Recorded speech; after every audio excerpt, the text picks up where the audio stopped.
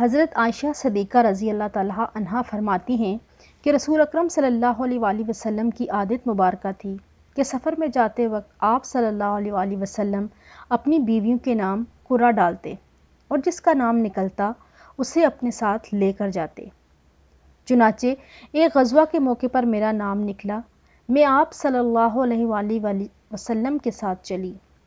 یہ واقعہ پردے کی آیات اترنے کے بعد کا ہے۔ ہوتا یوں کہ میں اپنے ہودج میں بیٹھی رہتی اور جب قافلہ چلتا تو یوں ہی ہودج رکھ دیا جاتا۔ ہم غزوے پر گئے، حضور صلی اللہ علیہ وآلہ وسلم غزوے سے فارغ ہوئے اور واپس لوٹے اور مدینہ کے قریب آ گئے۔ رات کو چلنے کی آواز لگائی گئی، میں قضائے حاجت کے لیے نکلی اور لشکر کے پڑاؤ سے دور جا کر میں نے قضائے حاجت کی، پھر واپس لوٹی۔ لشکر گاہ کے قریب آ کر میں نے اپنے گلے کو ٹٹولا تو ہار نہ پایا۔ میں واپس اس کو ڈھونڈنے کے لیے چلی گئی اور تلاش کرتی رہی۔ یہاں یہ ہوا کہ لشکر نے کوچ کر دیا۔ جو لوگ میرا ہودج اٹھاتے تھے انہوں نے یہ سمجھ کر کہ میں حسب عادت اندر ہی ہوں، ہودج اٹھا کر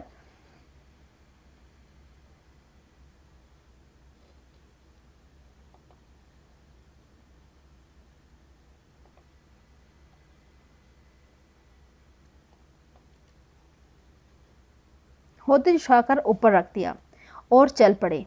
یہ بھی یاد رہے کہ اس وقت کی عورتیں نہ کچھ ایسا کھاتی پیتی تھی، نہ ہی بھاری بدن کی بوجھل تھیں، تو میرے ہودج اٹھانے والوں کو میرے ہونے یا نہ ہونے کا مطلق پتہ نہ چلا، اور میں اس وقت اوائل عمر کی تو تھی ہی۔ الغرض بہت دیر کے بعد مجھے میرا ہار مل گیا۔ یہاں میں جو پہنچی تو کسی آدمی کا نام و نشان بھی نہ تھا، نہ کوئی پکارنے والا تھا، نہ ہی کوئی جواب دینے والا۔ میں اپنے نشان کے مطابق وہی پہنچی جہاں ہمارا اونٹ بٹھایا گیا تھا، اور وہیں انتظار میں بیٹھ گئی کہ جب آپ صلی اللہ علیہ وسلم چل کر میرے نہ ہونے کی خبر پائیں گے تو مجھے تلاش کرنے کے لیے یہیں آئیں گے۔ مجھے بیٹھے بیٹھے نیند آ گئی۔ اتفاق سے حضرت صفوان بن معطل سلمی ذکوانی رضی اللہ تعالیٰ عنہ جو لشکر کے پیچھے رہتے تھے، وہ پچھلی رات کو چلے تھے، صبح کے چاند میں یہاں پہنچ گئے تھے۔ ایک سوتے ہوئے آدمی کو دیکھ کر خیال آنا تھا۔ غور سے دیکھا تو چونکہ پردے کے حکم سے پہلے وہ مجھے دیکھ ہی چکے تھے، دیکھتے ہی پہچان گئے، اور بآواز بلند ان کی زبان سے نکلا، انا للہ و انا الیہ راجعون۔ ان کی آواز سنتے ہی میری آنکھ کھل گئی اور میں اپنی چادر سے اپنا منہ ڈھانپ کر سنبھل کر بیٹھی۔ انہوں نے جھٹ سے اپنے اونٹ کو بٹھایا اور اس کی ٹانگ پر اپنا پاؤں رکھا۔ میں اٹھی اور اونٹ پر سوار ہو گئی۔ انہوں نے اونٹ کو کھڑا کر دیا اور بگھاتے ہوئے چلے گئے۔ قسم اللہ کی، نہ وہ مجھ سے کچھ بولے، نہ میں ان سے کوئی بات کی، نہ سوائے انا للہ کے میں نے ان کے منہ سے کوئی کلمہ سنا۔ دوپہر کے قریب ہم اپنے قافلے سے مل گئے۔ بس اتنی سی بات کا ہلاک ہونے والوں نے بتنگڑ بنا لیا۔ ان کا سب سے بڑا اور بڑھ بڑھ کر باتیں بنانے والا عبداللہ بن ابی بن سلول تھا۔ مدینہ آتے ہی میں بیمار پڑ گئی اور مہینہ بھر تک بیماری میں گھر میں ہی رہی۔ نہ میں نے کچھ سنا، نہ کسی نے مجھ سے کچھ کہا۔ جو کچھ غل غپاڑا لوگوں میں ہو رہا تھا میں اس سے بے خبر تھی۔ البتہ میرے دل میں یہ خیال بسا اوقات گزرتا تھا کہ رسول اکرم صلی اللہ علیہ وآلہ وسلم کی مہر محبت میں کمی کی کیا وجہ ہے۔ بیماری میں عام طور پر جو شفقت رسول اکرم صلی اللہ علیہ وآلہ وسلم کو میرے ساتھ ہوتی تھی، اس بیماری میں وہ بات نہ پاتی تھی۔ اس لیے مجھے رنج تو بہت تھا مگر کوئی وجہ معلوم نہ تھی۔ بس حضرت صلی اللہ علیہ وآلہ وسلم تشریف لاتے، سلام کرتے اور دریافت فرماتے طبیعت کیسی ہے، اور کوئی بات نہ کرتے۔ اس سے مجھے بڑا صدمہ ہوتا، مگر بہتان بازو کی تہمت سے میں بالکل غافل تھی۔ اب سنیے، اس وقت تک گھر میں لیٹرین کا انتظام بھی نہ تھا، اور عرب کی قدیم عادت کے مطابق ہم لوگ میدان میں قضائے حاجت کے لیے جایا کرتے تھے۔ عورتیں عموماً رات کو جایا کرتی تھی۔ گھروں میں لیٹرین بنانے پر عام طور پر نفرت کی جاتی تھی۔ حسب عادت میں مستح بنت ابی رحب بن ابی عبد المطلب بن عبد مناف کے ساتھ قضائے حاجت کے لیے چلی۔ اس وقت میں بہت ہی کمزور تھی۔ یہ مستح میرے والد محترم کی خالہ تھیں۔ ان کی والدہ سحر بن عامر کی لڑکی تھی۔ ان کے لڑکے کا نام مصطح بن اساسہ بن عباد بن عبد المطلب تھا۔ جب ہم واپس آنے لگے تو حضرت مصطح کا پاؤں چادر کے دامن میں الجھا اور بے ساختہ ان کے منہ سے نکل گیا، تائیس مصطح غارت ہو۔ مجھے برا لگا اور میں نے کہا، تم نے بہت برا کلمہ بولا، توبہ کرو، تم گالی دیتی ہو جس نے جنگ بدر میں شرکت کی۔ اس وقت مصطح نے کہا، بھولی بی بی، آپ کو کیا معلوم؟ میں نے کہا، کیا بات ہے؟ انہوں نے فرمایا، وہ بھی ان لوگوں میں ہے جو آپ کو بدنام کرتے پھرتے ہیں۔ مجھے سخت حیرت ہوئی۔ میں ان کے سر ہو گئی کہ کم از کم مجھے سارا واقعہ تو کہو۔ اب انہوں نے بہتان باز لوگوں کی تمام کارستانیاں مجھے سنائیں۔ میرے تو ہاتھوں کے طوطے اڑ گئے۔ رنج و غم کا پہاڑ مجھ پر ٹوٹ پڑا۔ مارے صدمے کے میں اور بیمار ہو گئی۔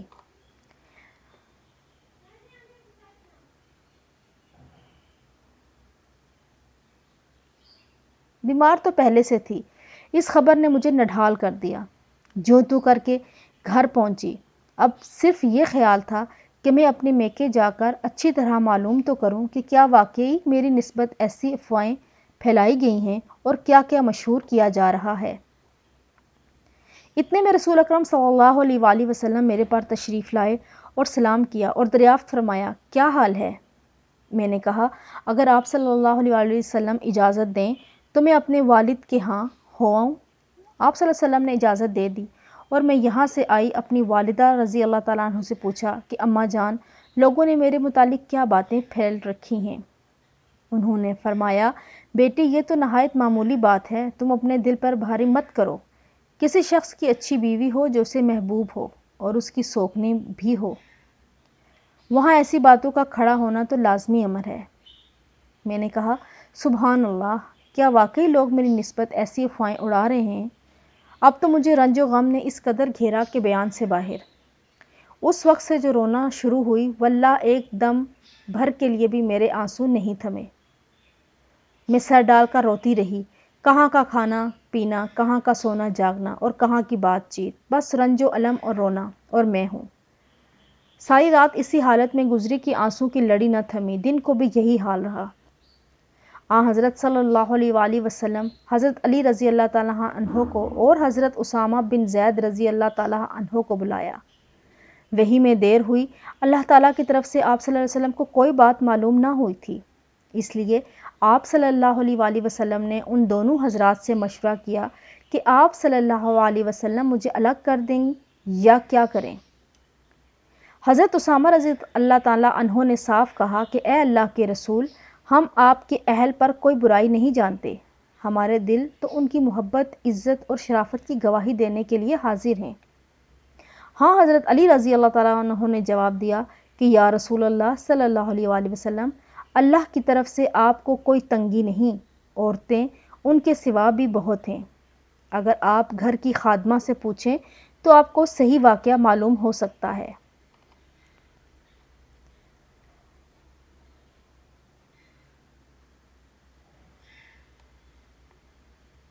آپ صلی اللہ علیہ وسلم نے اسی وقت گھر کی خادمہ حضرت بریرہ کو بلوایا اور ان سے فرمایا کہ حضرت عائشہ رضی اللہ تعالیٰ عنہ کی کوئی بات شک و شبے والی کبھی بھی دیکھی ہو تو بتلاؤ۔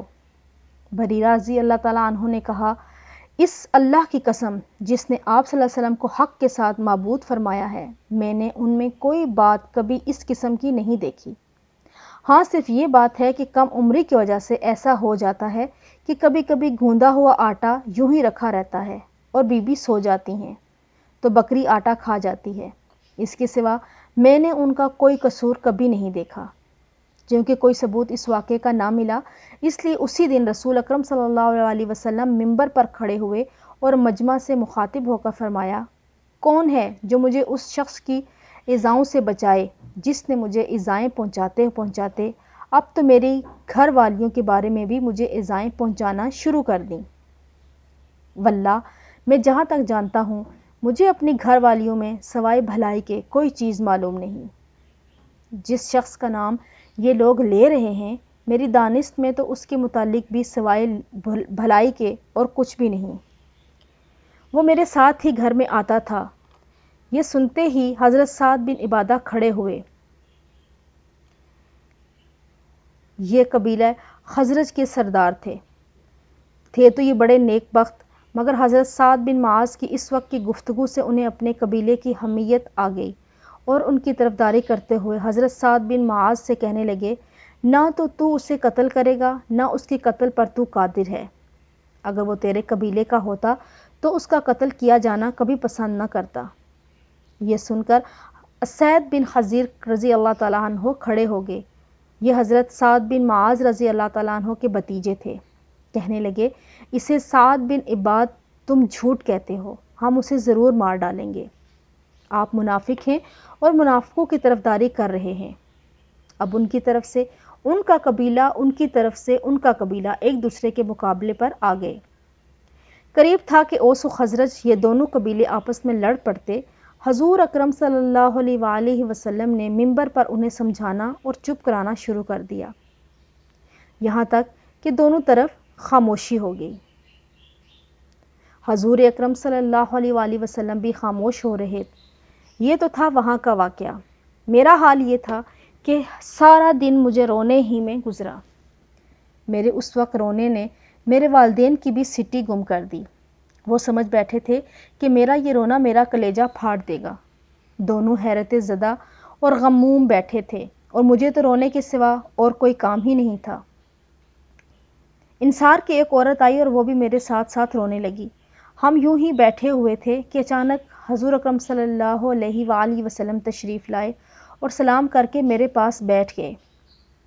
قسم اللہ کی، جب سے یہ بہتان بازی شروع ہوئی تھی آج تک رسول اکرم صلی اللہ علیہ وآلہ وسلم میرے پاس کبھی نہیں بیٹھے تھے۔ مہینہ بھر گزر گیا تھا کہ حضور اکرم صلی اللہ علیہ وسلم کی یہی حالت تھی۔ کوئی وحی نہیں آئی تھی کہ یہ فیصلہ ہو سکے۔ آپ صلی اللہ علیہ وآلہ وسلم نے بیٹھتے ہی اول تو تشہد پڑھا، پھر امام بعد پڑھ کر فرمایا، اے عائشہ رضی اللہ تعالیٰ عنہ، تیری نسبت مجھے یہ خبر پہنچی ہے، اگر تو واقعی پاک دامن ہے تو اللہ تعالیٰ سے استغفار کر اور توبہ کر۔ بندہ جب گناہ کر کے اپنے اقرار گناہ کے ساتھ اللہ کی طرف جھکتا ہے اور اس سے معافی طلب کرتا ہے تو اللہ تعالیٰ اسے بخش دیتا ہے۔ آپ صلی اللہ علیہ وآلہ وسلم اتنا فرما کر خاموش ہو گئے۔ یہ سنتے ہی میرا رونا دھونا جاتا رہا۔ آنسو تھم گئے، یہاں تک کہ میں آنسو کا ایک قطرہ بھی نہ پی پاتی۔ میں نے اول تو اپنے والد سے درخواست کی کہ میری طرف سے رسول اکرم صلی اللہ علیہ وآلہ وسلم کو آپ ہی جواب دیں، لیکن انہوں نے کہا، واللہ میری سمجھ میں نہیں آتا کہ میں حضور اکرم صلی اللہ علیہ وآلہ وسلم کو کیا جواب دوں۔ اب میں نے اپنی والدہ کی طرف دیکھا اور کہا، آپ صلی اللہ علیہ وآلہ وسلم کو جواب دیں، لیکن انہوں نے بھی یہی کہا کہ میں نہیں سمجھ سکتی میں کیا جواب دوں۔ آخر میں نے خود ہی جواب دینا شروع کیا۔ میری عمر کچھ ایسی بڑی تو نہ تھی اور نہ مجھے زیادہ قرآن حفظ تھا۔ میں نے کہا، آپ سب سے ایک بات سنی اور اسے اپنے دل میں بٹھا لیا، گویا سچ سمجھ لی، اور اب اگر میں کہوں گی کہ میں اس سے بالکل بری ہوں، اور اللہ خوب جانتا ہے کہ واقعی میں اس سے بالکل بری ہوں، لیکن تم لوگ نہیں مانو گے۔ ہاں، اگر میں کسی امر کا اقرار کروں، حالانکہ اللہ کو خوب علم ہے کہ میں بالکل بے گناہ ہوں، تو تم ابھی مان لو گے۔ میری اور تمہاری مثال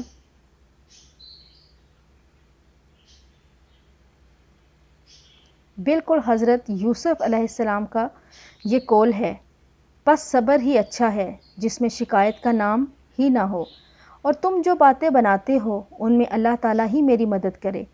اتنا کہہ کر میں نے کروٹ پھیر لی اور اپنے بستر پر لیٹ گئی۔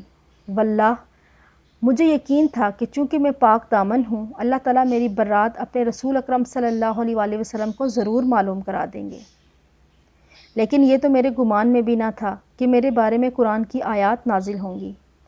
میں اپنے آپ کو اس سے بہت کمتر جانتی تھی کہ میرے بارے میں کلام اللہ کی آیتیں اتریں۔ ہاں، مجھے زیادہ سے زیادہ یہ خیال ہوتا تھا کہ ممکن ہے خواب میں اللہ تعالیٰ حضور اکرم صلی اللہ علیہ وآلہ وسلم کو میری برات دکھا دیں۔ واللہ ابھی تو نہ رسول اکرم صلی اللہ علیہ وآلہ وسلم اپنی جگہ سے ہٹے تھے نہ ہی گھر والوں میں سے کوئی گھر سے باہر نکلا کہ حضور اکرم صلی اللہ علیہ وآلہ وسلم پر وحی نازل ہونا شروع ہو گئی اور چہرے مبارک پر وہی نشان ظاہر ہوئے جو وحی کے وقت ہوتے تھے، اور پیشانی مبارک سے پسینے کی پاک بوندیں ٹپکنے لگی۔ سخت سردی میں بھی وحی کے نازل ہونے کی یہی کیفیت ہوا کرتی تھی۔ جب وحی اتر چکی تو ہم نے دیکھا کہ نبی پاک صلی اللہ علیہ وآلہ وسلم کا چہرہ مبارک ہنسی سے شگفتہ ہو رہا ہے۔ سب سے پہلے آپ صلی اللہ علیہ وآلہ وسلم نے میری طرف دیکھ کر فرمایا، عائشہ خوش ہو جاؤ، اللہ تعالیٰ نے تمہاری برات نازل فرما دی۔ اسی وقت میری والدہ نے فرمایا، بچی حضور اکرم صلی اللہ علیہ وآلہ وسلم کے سامنے کھڑے ہو جا۔ میں نے جواب دیا کہ واللہ نہ تو میں آپ صلی اللہ علیہ وآلہ وسلم کے سامنے کھڑی ہوں،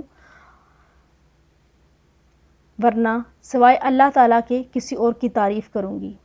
اسی نے میری برات اور پاکیزگی نازل فرمائی ہے، اس لیے میں تو اسی کی تعریف کروں گی اور اسی کا شکریہ ادا کروں گی۔ قارئین کرام، نبی اکرم صلی اللہ علیہ وآلہ وسلم کو حضرت عائشہ رضی اللہ تعالیٰ عنہ سے کتنی محبت تھی کہ اتنا بڑا بہتان لگنے کے باوجود ان کو طلاق نہیں دی۔ اس کے علاوہ جس منافق نے یہ حرکت کی تھی اس نے کتنی تکلیف پہنچائی، لیکن افسوس، صد افسوس، آج بھی ایک طبقہ عائشہ رضی اللہ تعالیٰ عنہ کے بارے میں گستاخانہ گمان رکھتا ہے اور ان کی پاک دامنی کا صاف انکار کرتا ہے، حالانکہ قرآن نے اس عظیم عورت کے بارے میں برات کی آیات نازل کیں۔ کیا کوئی امہات المومنین یعنی مومنین کی ماؤں پر ایسے غلط الزامات لگا سکتا ہے؟